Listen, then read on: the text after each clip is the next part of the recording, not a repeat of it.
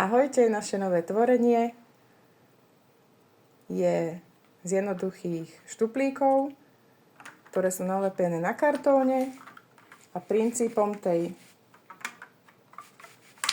tejto hry je, že keď hodíte napríklad, jak teraz hodil štvorku, tak musíte zaštuplovať 4. 6 a 5 sme si predrobili, lebo sa strašne ťažko sa mu to robilo, keďže má malé ruky syn. A jednotka sa iba takto ľahúčko, lebo však teda hodil jednotku. 6 máme. 5 im ukáž, ktoré sú to tých 5. A je to dobré, lebo vlastne takto sa učí dieťa aj počítať a ešte aj troška pracuje s tými rukami. Takže je to dobré aj na motoriku.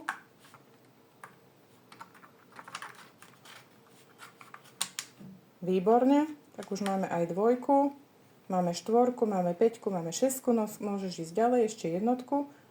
Skús hodiť 3. A budeme pokračovať, lebo sme si pripravili ešte jednu. Keď nejde, tak nevadí. Tak sme vám to chceli len ukázať. A môžeš dávať dole teraz gumičky, opatrne. Zoberieš si druhú kocku, ktorú sme si pripravili.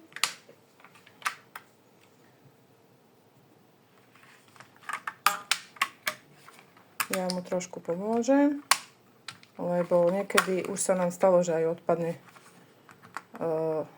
Môže odpadnúť aj.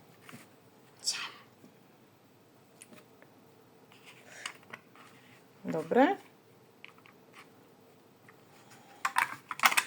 Výborne. Tak sme vám ukázali takúto jednoduchú hru. A teraz sme si ešte pripravili jednu. Na princípe tiež, že sa hodí. Koľko hodí? 4. Koľko hodí, aké číslo hodí, tak toľko guličiek musí dať. A zase je to výborné na tú motoriku aj na rátanie. Keď 4, tak 4. Môžeš dať do tých veľkých štuplíkov, si mohol dať také veľké.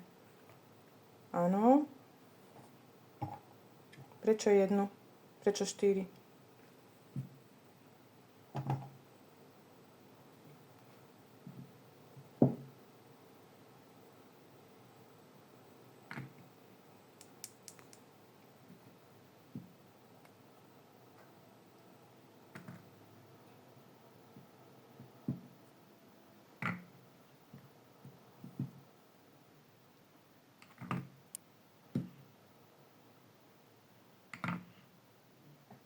Dobre, skús ďalšie číslo hodiť. Zase 5. Tak skús iné. 3. Výborne. Môžeš aj do tých veľkých štuplíkov dať veľké. Veľké. Veľké lopty. Môžeš aj s rukou. Taká veľká. 1, 2, 3. 3 majú byť. 3 vedľa seba. K tej veľkej. Máš 2. Tak si rátaj. A 3.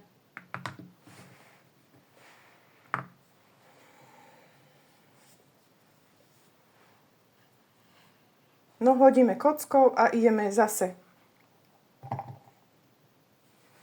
1. 1 veľká. Alebo čo?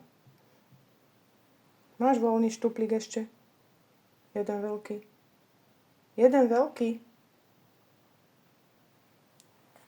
Dobre. Skús hodiť. Ešte môžeš. 3. Výborne. Dobre, výborné. Tak. Ešte skús. 4. Super. Ešte máš nejaké voľné 4, takže 1,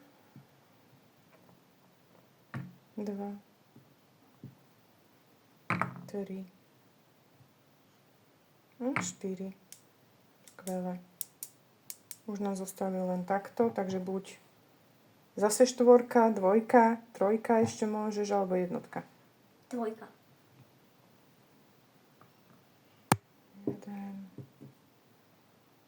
Ono by sa to malo hrať asi s takými jednofarebnými plyšovými guličkami, že keď hodíte napríklad 4 tie plyšové guličky, tak tým, že budú jednofarebné, sa to lepšie rozlišuje na tých štuplíkoch. My sme si zvolili tieto guličky. Hotovo.